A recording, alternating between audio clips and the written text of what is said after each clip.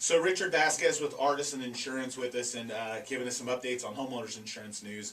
I know that you'd mentioned some press out this week of somebody going to jail for not disclosing a sinkhole issue, which I think is pretty powerful incentive for people to make sure that they disclose properly what they know is going on with the house. Right. Yeah. There's a couple that's facing up to 20 years in jail because they sold their house that had sinkhole damage to it, and they didn't disclose that. Now, this wasn't, this wasn't, hey, I called my insurance company just to inquire about it, and the insurance company put a claim on it, and I didn't know about it. This wasn't that type of situation. This was a full-fledged sinkhole claim with investigations. The couple had been paid over $150,000 in a settlement, and then they turned around and sold the house as if it was just a typical standard house in a neighborhood undamaged.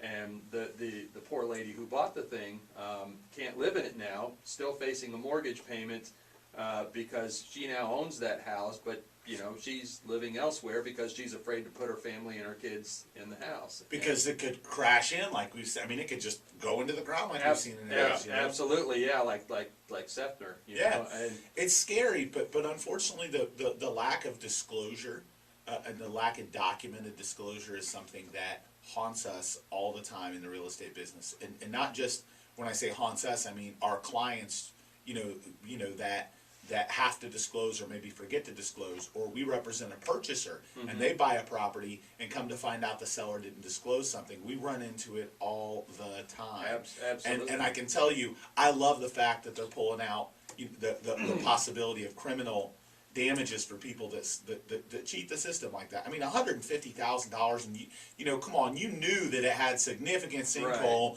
work. Like, how do you expect it to get away with that?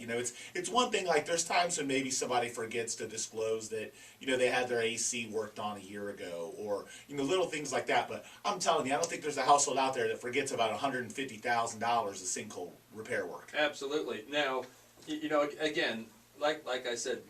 We have members of your team that email us and call us up all the time who are selling homes, and they want to know, hey, what are the, what's going on with this house or what's going on with that house, and that's great. We love it when that happens.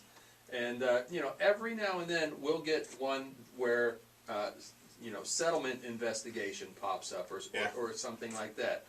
And usually what that is that's a homeowner who lives in an area and there's lots of sinkhole activity going on around them, and they call up their insurance company and they say, hey, I'm just a little bit nervous, I'm a little bit scared because there's all these sinkholes around me. There's something going on at my house, can we check it out? Yeah, can we just check this out? And they don't realize that when you do that, the insurance company sends a geological survey team out there with their sonars and everything else, and you wind up having about a $12,000 sinkhole claim on your property, even though you didn't have a sinkhole, even though your intention wasn't, hey, my house is falling in, come, but it's around you, and you have a little bit of a concern, so that's an important point, because that will spook away buyers. I mean, even the homes that have been sinkhole remediated, if it's got that in its history, people are going to want a discount. Right. If you've ever called your insurance company and said, hey, can you come check this out, it's possible that you may have a sinkhole claim on your property.